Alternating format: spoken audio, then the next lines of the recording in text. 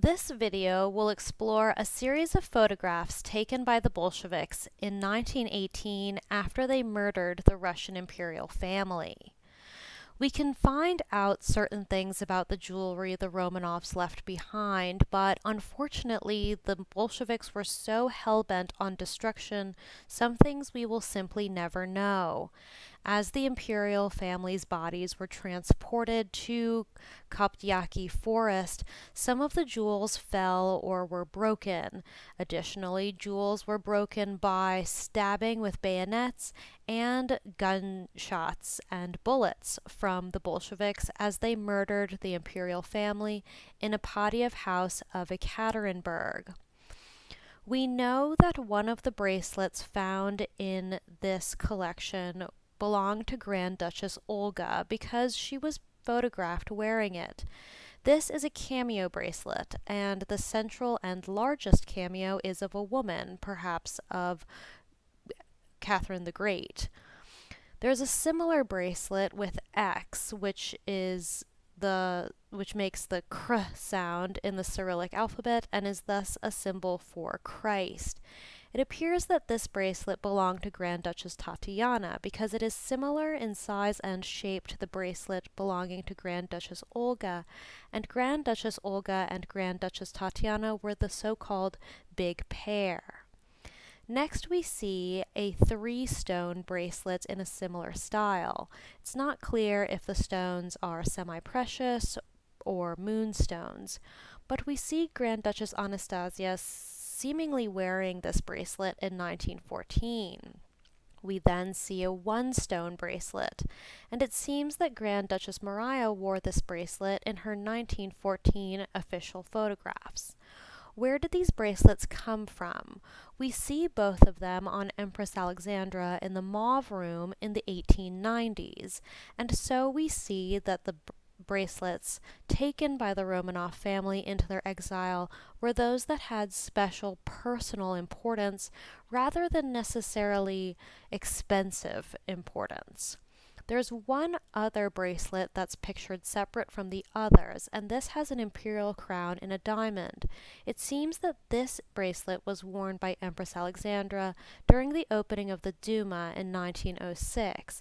Much of the jewelry seized by the Bolsheviks in 1918 belongs to Empress Alexandra, and so we have to ask ourselves, what happened to the 3 pounds of jewelry worn by the Grand Duchesses each? Next we see what appears to be a broken bracelet with Cyrillic around the rim. Could this bracelet have belonged to the Tsarevich? Then we see a 4-coin brooch with what appears to be images in the coins. It's possible that this brooch was made with the 1914 mosaic egg pendants of the Grand Duchesses and given to their mother, Empress Alexandra. Next we see pearl and diamond earrings with one pair very significantly destroyed. It seems that this pair belonged to Grand Duchess Olga, and she was photographed in earrings very similar to these in 1914. We know they didn't belong to Empress Alexandra because their backs are different. Grand Duchess Olga was shot in the front by the Bolsheviks in 1918, in contrast to her sister, Grand Duchess Tatiana, who was shot in the back of the head, seemingly because she threw herself in front of Grand Duchess Olga to protect her. Because of this, it seems that Grand Duchess Olga's earrings were more destroyed than Grand Duchess Tatiana's.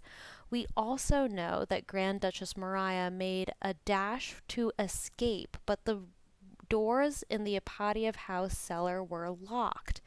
Did she try to escape upon orders given by her older sister, Grand Duchess Olga? And is that why Grand Duchess Tatiana also threw herself in front of this eldest Romanov sibling on that fateful night? The Empress Alexandra earring of pearl and diamond has survived. Empress Alexandra's diamond and emerald cross pendant was also found at the scene, and this was treated so badly that one of its dangling beads had been completely severed. We know that the Empress Alexandra wore this brooch throughout her life. Next, we see the Empress Alexandra cipher pin, seemingly on a guilloche background.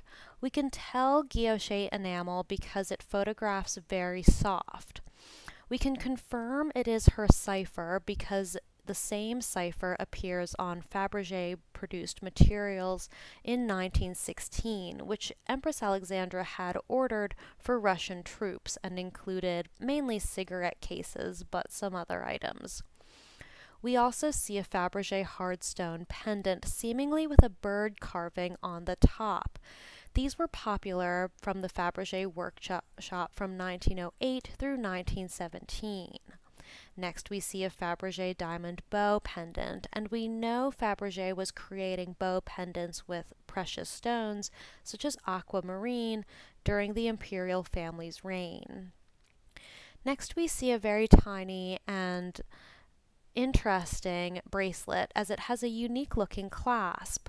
Grand Duchess Olga appears to have been photographed in this bracelet in 1911, and so again we see that the Romanov family kept jewelry with them that had personal significance to them. Grand Duchess Olga seems to have removed this bracelet by 1912. However, we know that the Bolsheviks insisted on trying to pull the golden bangles from the Grand Duchess's arms during their exile. Next, we see a coin pendant. It seems that this is a coin from Anna Ionova's reign centuries earlier, and this reveals one of the tragedies about the Bolsheviks is that they did not only destroy Romanov history, they also destroyed Russian history. Next, we see a tear-shaped diamond, seemingly Nicky's tear diamond, a gift to his wife, and you can learn more about this in the Empress Alexandra Jewels video on this channel. Next is a somewhat simple golden cufflink, and it seems that this cufflink belonged to Dr. Eugene Botkin, who treated Tsarevich Alexei and died alongside the Imperial family in 1918. We know he wore cufflinks. Next are a pair of hardstone cufflinks, and it seems that these belong to the Tsar.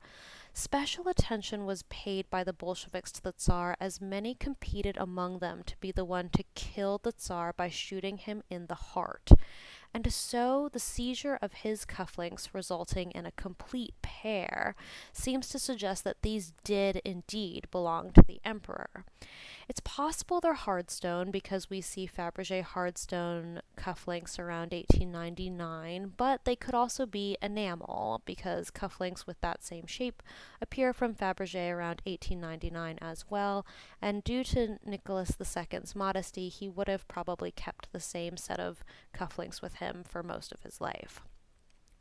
Next, we see an Edwardian diamond heart pin, and this was a very popular shape. We see Empress Alexandra wearing a heart pin, not necessarily the same one, but one very similar in her youth. Then a completely unique pendant. It has 8 diamonds around its circumference and seems to be an evil eye pendant. I couldn't find anything similar to this in any archive. Next, a Fabergé pencil holder. The Grand Duchesses were expected to continue their studies in exile, and one of their tutors did accompany them for about a year. We do know this is a Fabergé pencil holder because they have survived. Next is a Fabergé heart-shaped locket, again in the guilloche with a central precious stone such as a diamond. Next is a gold and ruby pin. Pins were very common not only as hat pins, but also for holding the clothing together of the imperial family, especially in winter with scarves and coats and hats. We do see a pretty simple looking hairpin. It's possible that this hairpin had a bow on it, and the Grand Duchesses, especially Grand Duchess Maria and Anastasia, wore such pins. Then we see a pearl or diamond and heart pin, and it seems that this one belonged to Empress Alexandra because we can see what looks like an edge of it on one of her photos from the 1890s. Next is a cut stone heart brooch, and you can actually see the many facets in this stone heart. It's similar to commissions made by the Dowager Empress Maria Ferdinand for heart pendants descended on chains. And so it's possible that Tsar Nicholas II commissioned a similar brooch for his wife so she wouldn't be outshone by her mother-in-law. Next is an Imperial eagle necklace with a drop of hardstone or semi-precious stone. The Imperial eagle was made in great quantities by Fabergé, and they were commissioned as Imperial gifts, so it's possible that this brooch came from Fabergé as well. Next we see a rather large pin, and so this could be a hat pin, but we see the Empress wearing such a large pin on the Imperial yacht Standard. Next is a moonstone or diamond pin, and we actually see this on the Empress in the Romanov family photo album. Next is a pair of pearl and diamond earrings. We know from photos taken on the balcony of a Padiev house that the eldest female members of the Imperial family all had these very simple pearl drop earrings. Because Grand Duchess Tatiana was shot in the back of the head and not the front like her older sister, it's possible that these earrings belonged to her just because they are so undamaged. Next, we see a set of pearl pins. The Grand Duchesses wore pins in their hair as well as in their clothing, and although they were murdered in July, we can see the pins holding their scarves together during the winter. Next, we see a pearl diamond ring, and Empress Alexandra wore a series of pearl rings in official portraiture in 1914. Then a pair of, it seems, gold picture frames, and the pictures have been removed by the Bolsheviks, but Fabergé made many picture frames for the imperial family to fill their palaces, and so it's possible that these included pictures that were very important to the imperial family. Next we see a pocket knife, and it raises questions as to how armed the Bolsheviks were during their exile. We know that the guards were very concerned about guns that the Tsarevich had access to, as well as the Tsar, and you can explore this in the Grand Duchess Olga plot video on this channel. Next we see a Red Cross brooch with seemingly inset rubies and the guilloche background. These were very popular and started production in 1899 by Fabergé. It seems that this brooch likely belonged to Grand Duchess Tatiana because she took her nursing work so seriously in World War I and also showed great promise as an amateur surgeon. Then it seems like a sapphire ring. We do know that Empress Alexandra had a sapphire parure, and so it's possible she managed to get this ring out as a reminder of that collection. Then we see the Catherine the Great or Ekaterina II cipher and anchor brooch. We can match this with other diamond ciphers from the time. Then a 5-gem ring, which we see on Empress Alexandra as early as 1895 after the birth of Grand Duchess Olga. Then a sapphire and diamond floral ring flanked by diamonds. That floral design was and is very popular. Then a star pin. We know Princess Alex, as she was then, of Hesse, wore a star in her hair in 1887. She also had a crescent brooch, likely inspired by Empress Sissi, who had many crescent and star brooches. Then a clear hard stone brooch. It's possible that this is Empress Alexandra's light yellow hard stone brooch that we see in early photographs, but it could also be a Fabergé pendant in hard stone. Then we see a shashka pin. The shashka is a traditional Cossack dagger, and the Tsarevich had jewels sewn into not only his cap but also his tunic.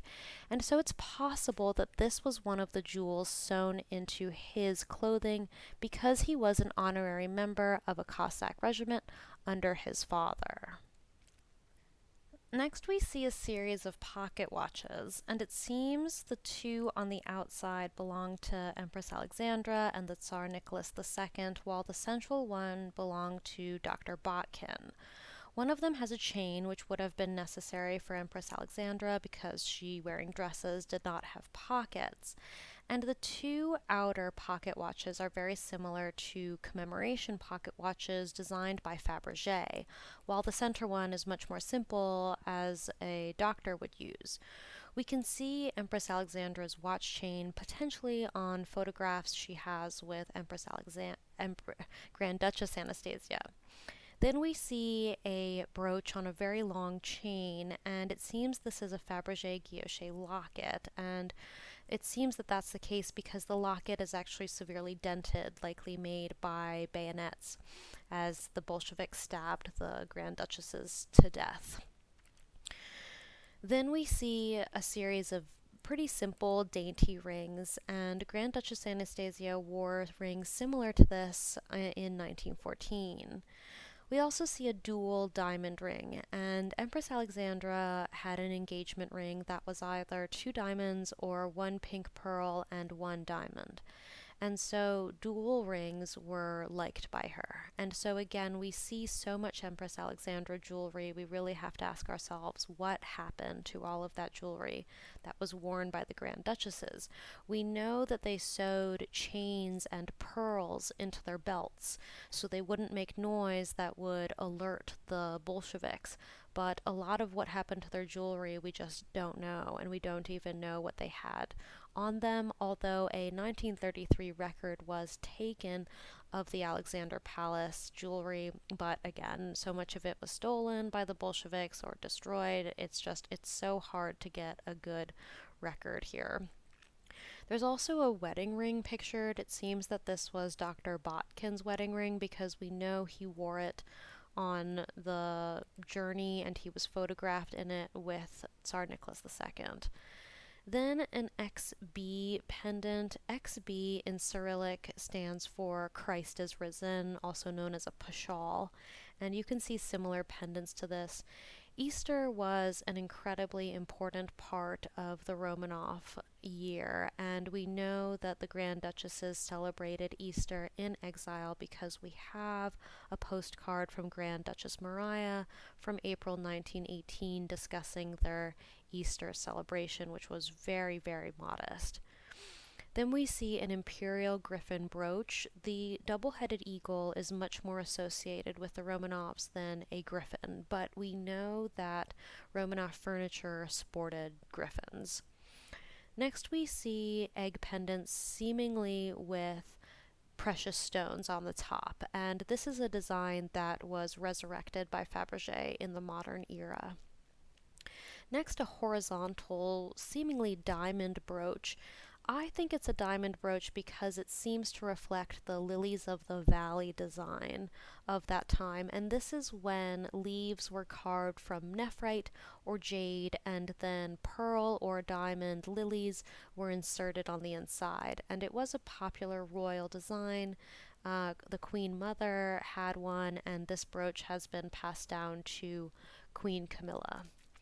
Next is a double cipher ribbon. The double cipher does not refer to Empress Alexandra and Nicholas. It is for an older regime, and you can see a similar cipher to that. And this would have been worn probably by Empress Alexandra because I can't find any photos of the Grand Duchesses wearing it. Then what seems to be a split ring, but it could just have been designed that way. Fabergé was an immaculate designer and never made the same piece twice, so it's possible that this was just a totally unique design. Then sort of strange jewelry, a skull and crossbones pendant, pretty eerie. Fabergé doesn't seem to have made this. It could have been by Bolin, the royal court jeweler. There's also a monkey. Fabergé did make monkey pieces, and he would make them out of stone and then insert diamonds or other precious stones into them. One of the pages that we can see includes the Bolsheviks noting that the royal family was found with rock crystal beads, and they were very eager to point this out because the rock crystal beads were supposedly presents from the degenerate Rasputin. So they were eager to point out this to show that they were actually doing the right thing by ridding Russia of this degenerate royal influence. It does seem as if at least Empress Alexandra wore the rock crystals. We can see her with a bracelet of them on the standard in the 1910s. And then we see the Bolsheviks making notes that pearls and earring pieces were found near the shaft where the Romanov bodies were dumped down. This really reflects the complete depravity by the Bolsheviks, that they were aware of what they were doing, that they were aware of the centuries of history they were erasing, and continued to do so anyway.